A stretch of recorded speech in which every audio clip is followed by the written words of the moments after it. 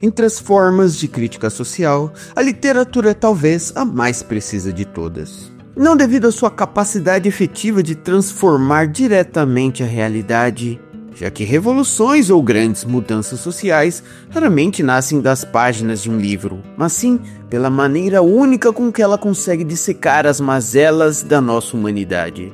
É através da narrativa, dos personagens que refletem nossas contradições, dos enredos que mimetizam nossas tragédias singulares, que a literatura torna visível o que a vida cotidiana nos impede de perceber. Ela amplifica como uma lente de aumento cada pequena crueldade, cada absurdo normalizado, cada valor questionável que aceitamos e abraçamos sem perceber. Já para o escritor verdadeiramente engajado, não basta que apenas sua obra carregue o estandarte de sua postura crítica, mas que ele também viva de acordo com os princípios nos quais defende através dela.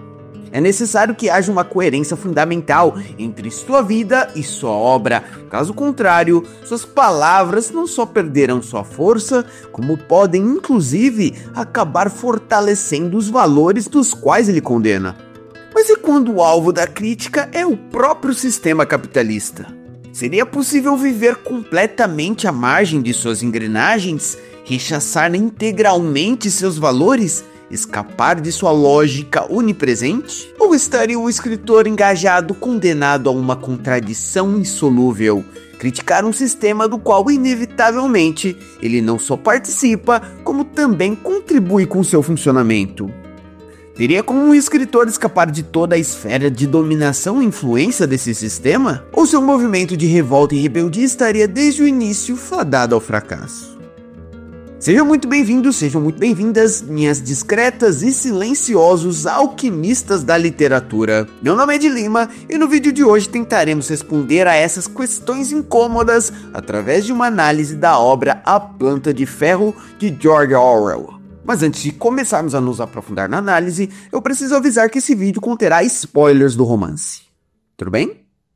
Então vamos começar a falar desse romance, publicado em 1936, e que permanece até hoje como uma das obras menos conhecidas de George Orwell. Enquanto a Revolução dos Bichos, em 1984, alcançaram uma gigantesca popularidade, e até mesmo seus livros de não-ficção, como Na Pior, em Paris e Londres, e Por que Escrevo, possuem uma fama considerável, A Planta de Ferro ainda permanece relativamente desconhecida por parte do grande público. De forma injusta, devemos dizer, pois nele encontramos a mesma verve crítica, a mesma ironia ácida, o mesmo olhar implacável sobre as contradições humanas que caracterizam as obras mais célebres de Orwell. Nele, o protagonista é Gordon Comstock, um poeta de 29 anos que carrega como herança as expectativas e os desejos de uma classe média decadente. Os membros de sua família, os Comstock, jamais recuperaram o prestígio e a fortuna que seu avô, o patriarca, havia conquistado. É em Gordon, a criança inteligente e promissora, que a família acaba depositando suas últimas esperanças de redenção financeira e social. Sua mãe e sua irmã Julia sacrificam-se de todas as formas imagináveis para garantir a ele uma educação de qualidade, sonhando com o dia em que ele restauraria a glória perdida dos Comstock.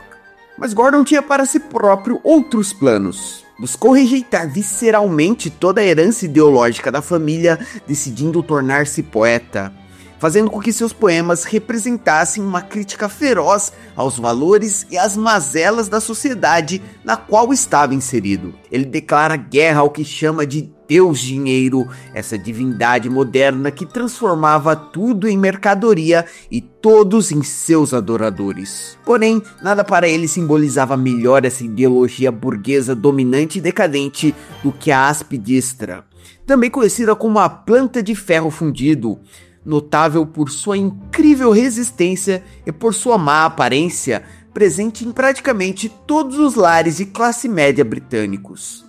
Para Gordon, aquela planta representava tudo o que havia de mais cafona, conformista e medíocre na sociedade. A respeitabilidade vazia, a preocupação com as aparências, a vida monótona e fútil. E é justamente a sua repulsa a todos esses valores que o leva ao seu ato de rebelião mais significativo: abandonar um emprego bem remunerado numa agência de publicidade, a New Albion, escolhendo em vez disso trabalhar numa livraria poerenta, cujo salário mal lhe garantiu o sustento. Essa foi a sua forma de não compactuar com o sistema no qual desprezava. Até aquele momento, Gordon havia publicado apenas um livro, Ratos, uma coletânea de poemas que, apesar de ter sido bem recebida pela crítica, vendeu apenas 153 exemplares. Agora, ele lutava para terminar Prazeres de Londres, o poema épico que acreditava ser sua obra-prima. Porém, tudo conspirava contra sua criatividade. O estresse de sua situação de quase miséria, a preocupação constante com dinheiro, aquele mesmo dinheiro que ele rejeitava, a humilhação diária de ter que racionar seu maço de cigarros. Toda essa condição degradante minava seu psicológico e potencializava seu bloqueio criativo. A situação de Gordon ilustra perfeitamente porque escritores não devem romantizar a pobreza ou abrir mão de sua segurança financeira. A precariedade não liberta a criatividade, ela escraviza. E estando com 29 anos, Gordon já sentia agudamente o peso de que hoje chamaríamos de crise dos 30. Numa sociedade regida por valores burgueses, aproximar-se dessa idade sem estar profissional e financeiramente estabelecido acaba ressoando como um atestado do próprio fracasso. E Gordon, apesar de toda sua rebeldia, se afligia pelos mesmos valores que pretendia combater. Sua idade tornava-se mais um motivo de angústia. Mais uma prova de sua inadequação àquela sociedade. A revolta individualista de Gordon, responsável pela condição na qual se encontrava, era ao mesmo tempo ingênua e profundamente autocentrada. Ele acreditava que sua recusa pessoal em participar do sistema capitalista constituía uma resposta racional e suficiente para todos os problemas que esse sistema criava, como se sua pequena guerra particular pudesse ter qualquer impacto real nas engrenagens do capitalismo, como se o sistema se importasse com sua rebelião solitária. Gordon representa com perfeição trágica o arquétipo do escritor que cultua romanticamente sua própria identidade. E para dar maiores contornos irônicos à sua situação, ao mesmo tempo em que ele se posicionava contra as contradições da sociedade através de seu posicionamento e produção literária, acabava também demonstrando profundo desprezo pelo próprio ato da escrita e suas manifestações concretas. Desprezava os clássicos mortos do passado, ridicularizava os contemporâneos, bem ou mal sucedidos, e até mesmo diminuía sua própria obra, na qual enxergava através de lentes mercadológicas. Com a quantidade de cópias vendidas e o possível retorno financeiro proveniente dela sendo mais importante do que a satisfação com sua própria concepção e realização. A decisão individualista de Gordon, sua guerra particular contra o dinheiro e o estilo de vida de classe média não o liberta, muito pelo contrário, o aprisiona numa espiral de precariedade e ressentimento que torna impossível a sua criação artística, aquela que supostamente justificaria todos aqueles sacrifícios. Sua postura acaba se revelando uma armadilha perfeita. Rebela-se contra o sistema, mas permanece completamente dominado por sua lógica. Rejeita o dinheiro, mas não consegue pensar em nada além dele. Declara-se poeta, mas é incapaz de escrever.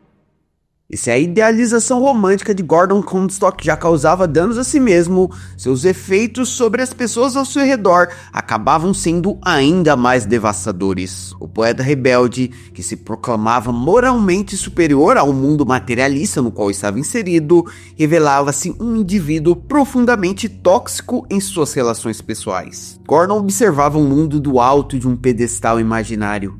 Os clientes da livraria onde trabalhava eram tratados com um desprezo mal disfarçado. Seus vizinhos de pensão não passavam de caricaturas vulgares da mediocridade burguesa. Para Gordon, todos ao seu redor eram incultos e estúpidos, escravos inconscientes do Deus Dinheiro. Mas o mais revelador era como Gordon tratavam aqueles que genuinamente se importavam com ele. Sua irmã Julia, que sacrificava cada centavo de seu salário miserável para ajudá-lo, era sistematicamente explorada e desprezada. Rosemary, sua namorada dedicada, era constantemente acusada de só estar com ele por pena ou por algum interesse oculto. Ravelston, o amigo rico que tentava ajudá-lo sem ferir seu orgulho, tinha sua generosidade rejeitada com rudeza. O comportamento de Gordon atingia níveis grotescos quando se sentia contrariado. Bastava um mal-entendido, como quando acreditou ter sido deliberadamente excluído de um chá literário organizado por um casal de amigos para que disparasse impropérios e cortasse relações de forma brutal. O mais irônico é que Gordon acusava todos de adorarem o dinheiro, enquanto ele próprio era incapaz de ver as relações humanas por qualquer lente que não a financeira. Além disso, sua misoginia era particularmente reveladora. Para ele, todas as mulheres, incluindo Rosemary, eram incapazes de amar um homem pobre. Quando ela hesitava em fazer sexo por medo da gravidez, Gordon não viu uma preocupação legítima. Via apenas um deus dinheiro contaminando até os seus momentos mais íntimos. Ele projetava sua própria obsessão monetária em todos ao seu redor. A verdade inescapável é que Gordon amava o dinheiro com uma intensidade que superava qualquer burguês conformista. Sua guerra contra o deus dinheiro começava a parecer menos uma rebelião política e mais a abstinência forçada de um viciado. Alguém que se afasta da tentação não por virtude, mas por conhecer muito bem sua própria fraqueza. Essa fraqueza ficava claramente exposta nos raros momentos em que Gordon tinha acesso a uma quantidade significativa de dinheiro, como quando recebeu 10 libras pela publicação de um poema em uma revista norte-americana. Em vez da prudência que sua situação precária exigia,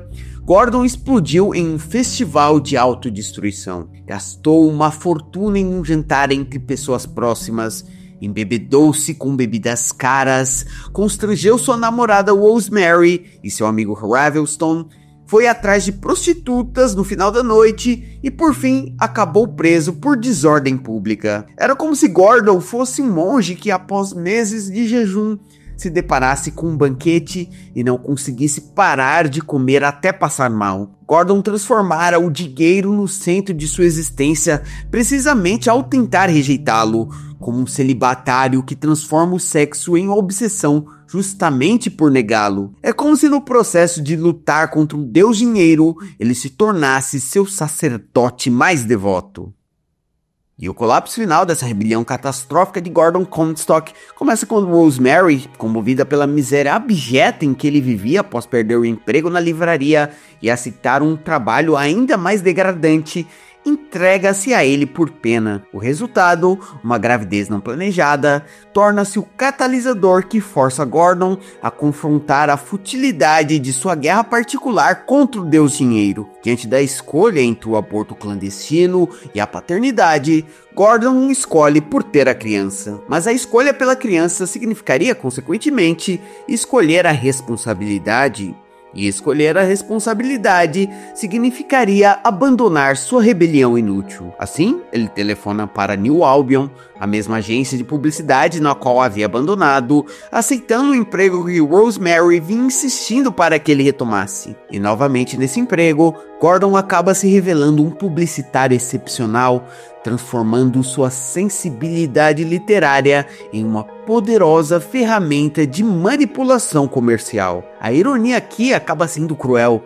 A literatura, que deveria libertá-lo dos mecanismos burgueses de controle e dominação, acabou tornando um instrumento mais eficaz na execução de sua exploração. E mesmo estabelecido profissionalmente, financeiramente estável, morando em um apartamento com Rosemary e esperando um filho, Gordon continua a se revelar tão tóxico quanto antes. A cena final do romance demonstra bem isso. Gordon insiste contra os protestos de Rosemary em comprar uma aspidistra para decorar a janela do apartamento. A mesma planta que ele tanto odiava como o símbolo supremo da mediocridade burguesa, agora se torna objeto de um desejo obsessivo. Eles brigam efusivamente, mas Gordon vence. Ele nunca aceita perder quando se trata de impor sua vontade. Situação esta que mostra que o dinheiro não corrigiu seu caráter, apenas legitimou sua tirania intransigente. E é justamente a inflexibilidade cognitiva de Gordon, a incapacidade de aceitar posições contrárias às suas, de encontrar síntese entre diferentes ideias, de questionar suas próprias certezas, que faz dele não apenas o protagonista, mas também o verdadeiro vilão da história. Gordon desperdiçou anos de sua vida em uma rebelião inútil, maltratou sistematicamente aqueles que o amavam, destruiu amizades por orgulho, mergulhou em uma autodestruição egocêntrica e tudo para acabar exatamente onde começou, a mesma agência, fazendo o mesmo trabalho, apenas com um salário maior. Mas há algo ainda mais definidor na trajetória de Gordon. Ele fracassou em superar os ideais burgueses porque esses mesmos ideais sempre estiveram entranhados em seu ser. Sua obsessão pelo dinheiro, sua busca por prestígio, sua visão utilitária das relações humanas, seu machismo corriqueiro, seu desprezo pelos inferiores, sua necessidade de ostentação quando tinha recursos, seu individualismo raivoso, seu egoísmo intrínseco. Tudo isso revelava que Gordon sempre foi, no fundo, o burguês que ele próprio desprezava. O romance Orwell nos mostra que os ideais burgueses são tão onipresentes em uma sociedade capitalista que eles se manifestam até mesmo naqueles que se dizem e se posicionam contrários a eles. A forma como Gordon sempre explorou sua irmã Julia, extraindo dela dinheiro e sacrifício sem remorso, vinha da mesma mentalidade de burguês decadente que agora ele empregava com maestria como redator publicitário. A propensão para manipular inseguranças, para explorar fraquezas, para fazer com que as pessoas se tornem meios para fins desejados. Essa era a herança de seu avô, o patriarca bem-sucedido que construiu uma fortuna e que castrou os seus filhos de todas as formas, figuramente falando. É como se Orwell sugerisse que a ascensão numa sociedade burguesa estivesse intrinsecamente ligada à lógica da exploração, do controle e do condicionamento inescrupuloso. Não à toa, o romance termina com a frase: "As coisas voltaram a acontecer na família Comstock", com Gordon agora se movendo pelos mesmos valores de seu falecido avô. Inclusive, a aspidistra não só é apresentada no romance como um símbolo do estilo de vida da classe média decadente, como também, através de sua onipresença nos lares, sua má aparência e sua incrível resistência, acaba servindo de forma metafórica como um símbolo dos ideais burgueses, tão pervasivos, tão antiquados e ao mesmo tempo tão difíceis de serem eliminados. Talvez a repulsa de Gordon pela aspidistra fosse causada inconscientemente pelo fato da planta revelar a ele o reflexo de sua própria personalidade e que ele tanto relutou em aceitar. Desagradável, rígida e distintivamente associada a valores burgueses. O romance nos confronta com uma lição amarga. Não é possível transformar o mundo sem antes transformar a si mesmo. E é impossível se transformar sem antes ter a coragem de enxergar-se de forma verdadeira. Gordon foi incapaz de mudar porque foi incapaz de se reconhecer na aspidistra. Pelo menos até o final do romance, quando finalmente a abraça como um reflexo de seus valores mais profundos. E justamente sua trajetória oferece aos escritores engajados e militantes uma lição fundamental. Jamais será possível rebelar-se autenticamente contra uma ideologia dominante enquanto não se for capaz de enxergar o quanto essa mesma ideologia já colonizou o seu próprio ser. O fracasso de Gordon em sua rebelião era completamente inevitável, justamente porque ele nunca teve a coragem de olhar para dentro e reconhecer que o inimigo que combatia também estava entranhado dentro de si. Por isso que o combate às ideologias dominantes exige, antes de qualquer ato ou declaração pública, um exercício implacável de autorreflexão. Por mais difícil e doloroso que seja reconhecer nossas próprias contradições, esse exame interno é inescapável e fundamental. Sem ele, o escritor engajado está condenado a reproduzir de formas sutis ou até mesmo explícitas os mesmos valores que pretende superar, sem sequer perceber isso. Você fracassará como antirracista enquanto não confrontar seu próprio racismo internalizado. Fracassará em combater o neoliberalismo enquanto continuar se medindo e almejando valores neoliberais. Fracassará em lutar contra o machismo se não estiver disposto a examinar e transformar suas próprias atitudes e preconceitos de gênero. Em suma, fracassará em combater qualquer preconceito ou mazela social enquanto não tiver a coragem de identificar e confrontar esses mesmos preconceitos e mazelas operando dentro de si. O escritor autêntico, portanto, tem uma responsabilidade que vai além de revelar as contradições da sociedade. Antes de denunciar as falhas do mundo, deve ser capaz de diagnosticar como essas mesmas falhas se manifestam em sua própria vida. em seus relacionamentos, em sua prática artística. Gordon Comstock nunca fez esse trabalho autorreflexivo. Preferiu projetar nos outros a adoração ao dinheiro que ele próprio cultivava obsessivamente. É uma ilusão perigosa acreditar que podemos combater os ideais capitalistas e neoliberais enquanto eles permanecem entranhados em nossas formas de pensar, sentir e agir. Gordon mediu o valor de sua poesia por critérios mercadológicos, tratava relacionamentos de forma transacional, via pessoas como recursos a serem explorados.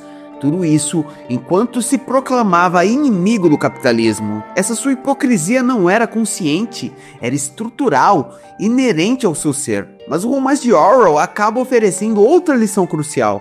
O escritor inserido em uma sociedade capitalista não deve cair na armadilha da radicalização irracional. A revolta individualista de Gordon, sua tentativa de viver completamente fora do sistema, não apenas fracassou, como produziu consequências devastadoras. Sua postura radical o levou a desprezar todos ao seu redor, a tratar a literatura e as relações humanas de forma utilitária e, ironicamente, a render-se completamente aos ideais que tanto combatia, abandonando sua arte e abraçando o estilo de vida burguês que sempre desprezou. A sabedoria está em reconhecer que, na impossibilidade de escapar completamente do sistema capitalista, o escritor crítico deve encontrar formas de operar dentro dele sem acabar sendo consumido ou dominado por seus mecanismos. Tentar viver completamente fora das regras do jogo, como Gordon tentou, é entregar ao sistema uma vitória fácil. Ou ele te dizima pela miséria,